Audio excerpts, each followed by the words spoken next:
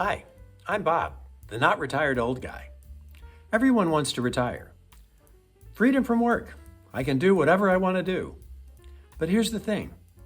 Retirement can kill you, or at the least hasten your physical or mental decline. In a recent interview, Dr. Ezekiel Emanuel, the author of a book called Eat Your Ice Cream, said that retirement is at best neutral and often harmful when it leads to an unengaged lifestyle. Memory decline, cognitive impairment, and even dementia appear more likely when people stop challenging their brains altogether. He noted a study which showed that countries where people retire early, like Greece, have more rapid cognitive decline compared to countries where people retire at older ages, such as Switzerland and the USA. So what's the solution? Never retire? But no one wants to work forever, do they? What we have to do is replace work with something equally mentally demanding and engaging. There are lots of things that can do this. Structured learning, sustained hobbies, teaching, volunteering, or any activity that requires real thinking and social interaction. Exercise is one of the best ways to stay engaged. A study at the German Center for Neurodegenerative Diseases in Magdeburg, Germany, showed that exercise has the beneficial effect of slowing down and even counteracting age-related decline in mental and physical capacity. The study focused on two different types of physical exercise: endurance training and, interestingly, dancing. Both increase the area of the brain that declines with age. The key is commitment and repetition, not dabbling. Pick something that keeps you engaged, mentally and physically, and stick to it. Good example, Benjamin Franklin. He retired from his printing business at just age 42. But do we remember him because he was a successful printer? No. We remember Benjamin Franklin because of his inventions, his scientific advances, his diplomacy, his autobiography, his civic improvement efforts. These are all things he did after he retired. He stayed active and continued to contribute to the world. Of course, few of us are as brilliant as Benjamin Franklin, but all of us can stay active and engaged within the world, whether we retire from work or not. For myself, I do several things to keep engaged. I take a daily half-hour brisk walk.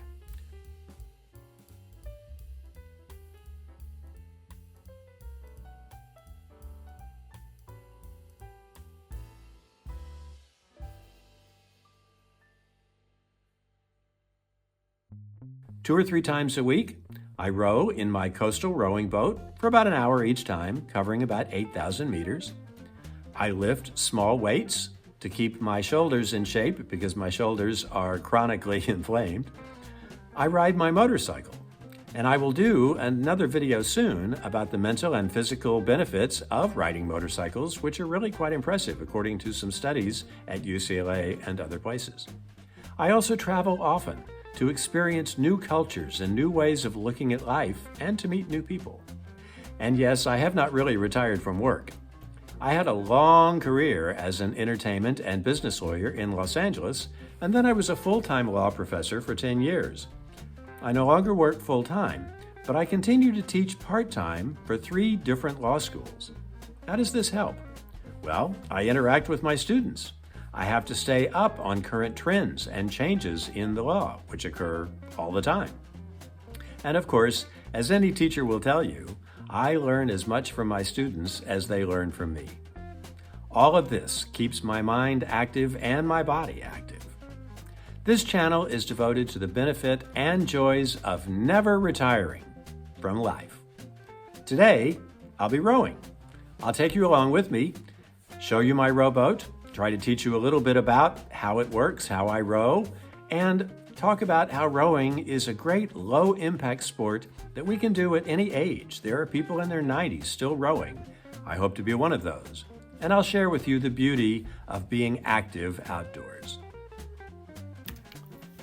I store my boat in this boathouse that you see. That way it's available for me to go out to the river anytime it's convenient and row.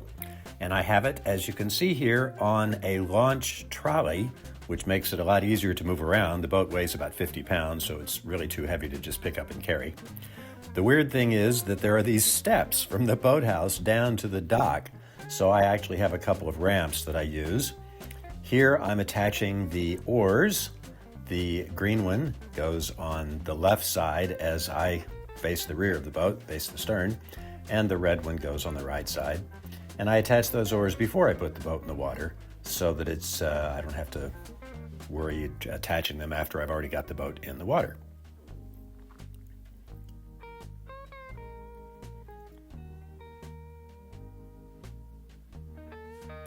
Then I move the launch trolley close to the edge of the dock and just shove the boat down into the water, shove it off of the launch trolley down into the water, the stern part, and then I can lift it up off the trolley and float it around to where I want to get it set up. A coastal rowing boat is a sculling boat. You can see here it's got room for just a single person, 2 oars, and it's not built particularly for speed. It's built for stability so that there's no chance of turning over in rougher water. It is a coastal rowing boat, although I'm rowing on a river, so that's flat water. And in the LA 28 Olympics, Summer Olympics coming up in 2 years, coastal rowing will be a new Olympic sport, 2 types. There will be endurance rowing, where the teams row quite a long distance, I think 6,000 meters and 9,000 meters. And there will also be what's called beach sprints, which is just what it sounds like. They start on the beach, they run to the boat, kind of like a Le Mans race car start. They jump in the boats, they row out into the surf 200 meters. They turn around a buoy, they row back to the beach, and then they race to the finish line.